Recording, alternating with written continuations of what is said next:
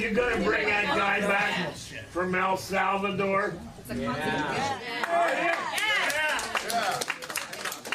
Why not? Well, because that's not a power of Congress. Supreme Court said to bring him back. Judges are. Yeah, And the but president has an What can they do? He's defined the You're on the Judiciary Committee. Trump don't care. If I get an order to pay a ticket for $1,200 and I just say no, does that stand up? Because he's got an order from the Supreme Court and he's just said no. He just said, screw it. the president of that country is not subject to our U.S. Supreme Court. Trump wanted to bring him back. Can't bring him back. I'm pissed. Well, it appears the case of Kilmar Abrego Garcia is not just a story for the media or the D.C. Beltway. It appears to be breaking through to middle America as Republican Senator Chuck Grassley of Iowa was pressed about the deported man yesterday at his town hall. Something we were talking a lot about with Chris Matthews yesterday. He was saying, people don't like this. Good morning and welcome to Morning Joe. It is Wednesday, April 16th. Along with Joe and me, we have U.S. Special Correspondent for BBC News and the host of The Rest is Politics podcast, Katty Kay. The host of Pablo Torre Finds Out on Meadowlark Media, MSNBC contributor Pablo Torre, and New York Times opinion columnist David French is with us. So, Joe, I thought that town hall, and was a small group of people, but it did seem to show that this story has filtered way past Washington. That wasn't in, as Pat Buchanan would say, the faculty lounges of Harvard. Right. That wasn't in, at a cocktail party in Georgetown. That was in an Iowa town hall meeting in middle America.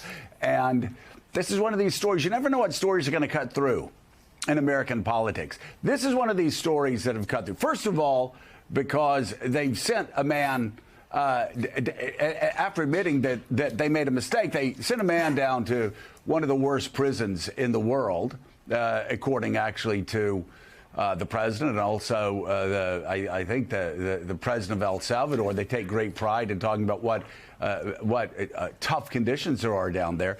That's number one. But number two, in Washington and New York, we all talk about defying the Supreme Court and what about the constitutional showdown. You heard it right there again in middle America. It's just like we'll talk about Harvard later today. Nobody's going to be crying, as Chris Matthews and others said. Nobody's going to be crying about, Harvard, getting roughed up a little bit. But at the same time, they don't want the federal government, conservatives or liberals, don't want the federal government ordering professors what to teach in class. That is you talk about big government encroachment, right? So that's number one. And then number two, they don't want the president of the United States defying the Supreme Court. Now we're going to talk about whether he defied the Supreme Court or not. There are a lot of scholars that say, no, actually, he hasn't defied the Supreme Court yet in the letter of the law, even if he has in the spirit of the law. Right. But the Supreme Court, when they get this again, they're going to need to tighten up their ruling. So that's one part of it. But, Mika, I think the second part of it is extraordinarily important for the Trump administration to learn from. They were too clever by half in Signalgate, if that's what we want to call it. And I remember the morning before Jeffrey Goldberg released everything, we said on this show, just admit you made a mistake. It will be better for you in the long run. And they wouldn't admit that they made a mistake. And then the White House will tell you that was the first big bump in the road for them politically. It didn't have to happen that way. Same thing here. Say, we made a mistake. All right, they've already said that. They can bring him back to the United States. They can go through the deportation process and then work with the courts to figure out where to deport him, where he can go safely. And that's something, again, they win. He gets deported if he's here illegally. And he doesn't get the sort of blowback. But this isn't an issue that's going to go away. And Right. they need to figure that out. And when they figure that out, you know,